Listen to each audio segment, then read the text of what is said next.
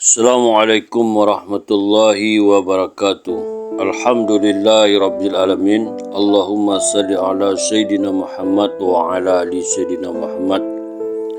Hari ini kita akan menceritakan kisah sahabat Rasulullah sallallahu alaihi wasallam. Sebelum kita menceritakan kisah ini, jangan lupa di subscribe, like, komen dan share konten ini. Kisah tentang menghormati dan memuliakan Nabi sallallahu alaihi wasallam dikeluarkan oleh At-Tirmizi dari Anas radhiyallahu anhu. Sesungguhnya Rasulullah SAW berangkat menemui sahabat-sahabatnya dari kalangan Muhajirin dan Ansar. Ketika itu mereka sedang duduk. Di antara mereka ialah Abu Bakar dan Umar radhiyallahu anhu. Tiada seorang pun yang mengangkat kepala dan memandang tepat ke arah Rasulullah SAW kecuali Abu Bakar dan Umar, dan baginda sallallahu alaihi wasallam pun melihat ke arah mereka. Rasulullah SAW tersenyum kepada mereka dan mereka tersenyum kepada Rasulullah SAW. Dikeluarkan oleh At-Tabrani dari Ibnu Hibban dalam kitab Sahih keduanya dari Usamah bin Syarik radhiyallahu anhu, katanya, kami duduk di dalam majlis Rasulullah SAW seolah-olah di atas kepala kami bertengger burung-burung, atau duduk tanpa bergerak-gerak dan memberi perhatian penuh kepada ucapan Rasulullah SAW. Kami tidak berbicara sepatah kata pun hingga sekumpulan orang datang lalu mereka berkata, siapakah hamba-hamba Allah yang paling dicintai oleh Allah? Rasulullah SAW bersabda, orang yang paling baik akhlaknya. Dikeluarkan oleh Imam hadis yang empat dan disahihkan oleh At-Tirmizi dari Usamah bin Syarik radhiyallahu anhu, katanya, aku mendatangi Rasulullah SAW dan sahabat-sahabat radhiyallahu anhum yang sedang duduk di sekelilingnya. Aku dapati mereka duduk tegak seolah-olah burung-burung bertengger di atas kepala mereka. Dikeluarkan oleh Abu Ya'la dan disahihkan dari Al-Bara' bin Azid radhiyallahu anhu, katanya, aku merencanakan untuk menanyakan satu persoalan kepada Rasulullah SAW, dan aku telah menundanya selama 2 tahun kerana kewibawaan baginda sallallahu alaihi wasallam yang membuat Al-Bara' takut untuk mengemukakan kepada baginda sallallahu alaihi wasallam. Dikeluarkan oleh Al-Baihaqi dari Az-Zuhri, katanya, sesungguhnya Rasulullah SAW apabila mengambil wudhu atau meludah, maka para sahabat akan berlomba-lomba untuk merebut tetesan air wudhu atau ludah Rasulullah SAW, kemudian menyapukan ke wajah dan kulit mereka. Rasulullah SAW bertanya kepada mereka, mengapakah kamu melakukan perbuatan ini? Mereka menjawab, kami ingin mendapat berkah.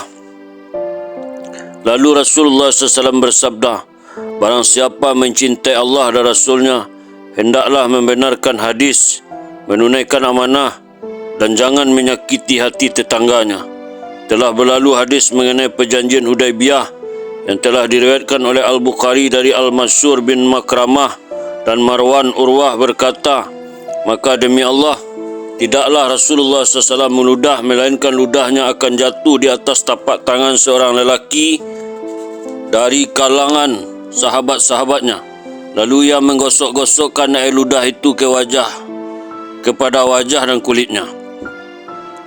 Sekiranya Rasulullah SAW memerintahkan mereka supaya melakukan sesuatu, maka mereka akan bersegera melakukannya.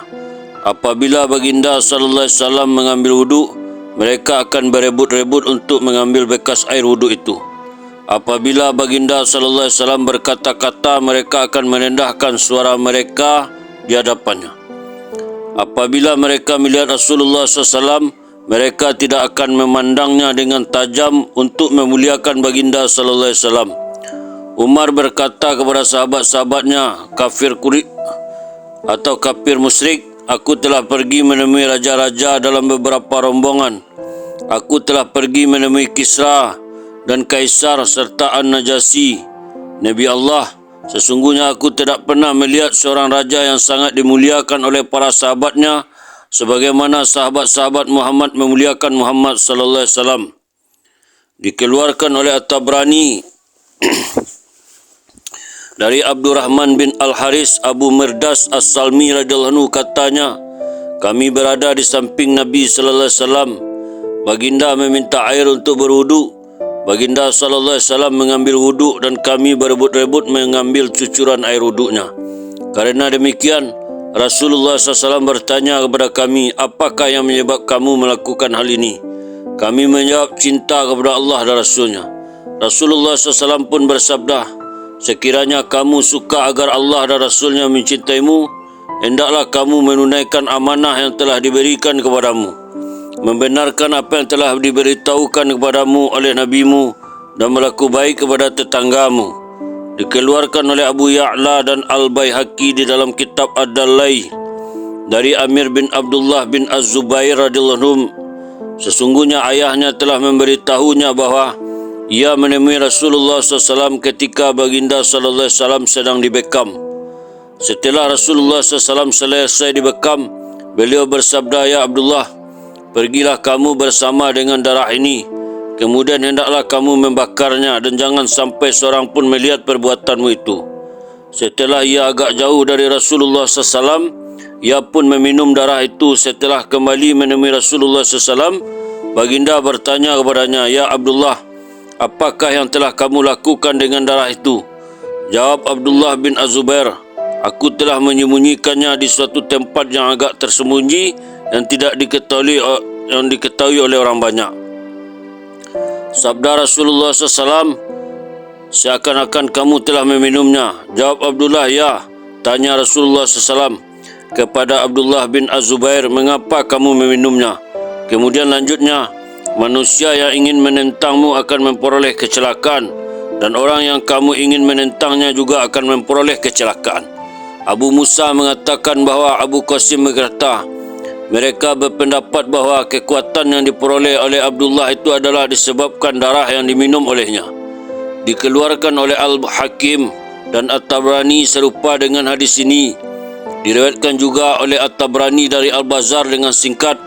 Perawi-perawi Al-Bazar seluruhnya sahih kecuali Hunaid bin Al-Qasim, rawinya kuat. Dikeluarkan juga oleh Ibnu As-Sakir serupa sebagaimana dalam Al-Kanz. Di dalam riwayat kata Abu Qasim, maka mereka berpendapat bahawa kekuatan yang ada pada Abdullah bin Zubair adalah disebabkan kekuatan darah Rasulullah SAW yang telah diminumnya. Di dalam riwayat Abu Nuaim dalam kitab Al-Hilyah, dari kisah hamba saya milik Abdullah bin Zubair radhiyallahu anhu, katanya, Salman radhiyallahu anhu masuk menemui Rasulullah SAW dan ia mendapati Abdullah bin Zubair bersama dengan Rasulullah SAW. Bersama Abdullah ada sebuah wadah, dari wadah itulah ia minum darah Rasulullah SAW. Ketika Rasulullah SAW masuk, beliau SAW bertanya kepada Abdullah, apakah yang kamu telah melakukannya? Jawab Abdullah, ya. Salman pun bertanya kepada Rasulullah SAW, benda apa itu ya Rasulullah? Sabda Rasulullah SAW, aku telah memberikan alat yang digunakan untuk berberekam agar ia membakar darah yang ada di dalamnya. Salman berkata, benda itulah yang diminum olehnya demi dia yang telah mengutus engkau dengan hak. Tanya Rasulullah SAW kepada Abdullah, kamu telah meminumnya? Jawab Abdullah, ya. Tanya Rasulullah SAW lagi, mengapa? Abdullah menjawab, aku suka sekiranya darah Rasulullah SAW berada di dalam perutku. Rasulullah SAW meletakkan tangannya di atas kepala Abdullah bin Zubair radhiyallahu anhu lalu bersabda, kecelakaan ke atas manusia yang menentang kamu dan manusia yang ditentang olehmu. Kamu tidak akan disentuh oleh api neraka kecuali dengan persumpahan. Dikeluarkan oleh Ibnu As-Sakir dari Salman serupa dengan hadis ini sebagaimana dalam Al-Kanz. Dikeluarkan oleh At-Tabrani dari Safinah radhiyallahu anhu, katanya, Rasulullah SAW telah berbekam. Setelah selesai, beliau SAW bersabda kepada sahabatnya, ambillah darah ini dan tanamlah di tempat yang tidak diketahui oleh binatang, burung dan manusia. Tetapi ia bersembunyi dan meminum darah itu. Kemudian ia menceritakannya kepada Rasulullah SAW. Lalu baginda SAW tertawa.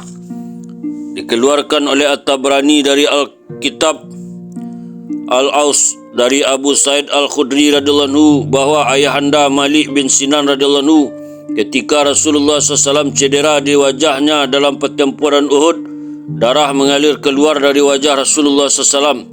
Ia menghisap darah yang keluar itu lalu menelannya. Maka seorang bertanya kepadanya, adakah engkau menghisap darah? Jawabnya, aku meminum darah Rasulullah SAW. Rasulullah SAW bersabda, barang siapa yang bercampur darahnya dengan darahku, ia tidak akan disentuh oleh api neraka. Alhamdulillah, itulah kisah kecintaan, penghormatan sahabat-sahabat Rasulullah SAW kepada Rasulullah SAW. Semoga apa yang kita dengar, kita niat mengamalkan dan menyampaikan. Kita tutup dengan doa, subhanallah wa bihamdihi, subhanallah wa bihamdika, asyhadu an la ilaha illa anta, astaghfiruka wa atubu ilaik. Assalamualaikum warahmatullahi wabarakatuh.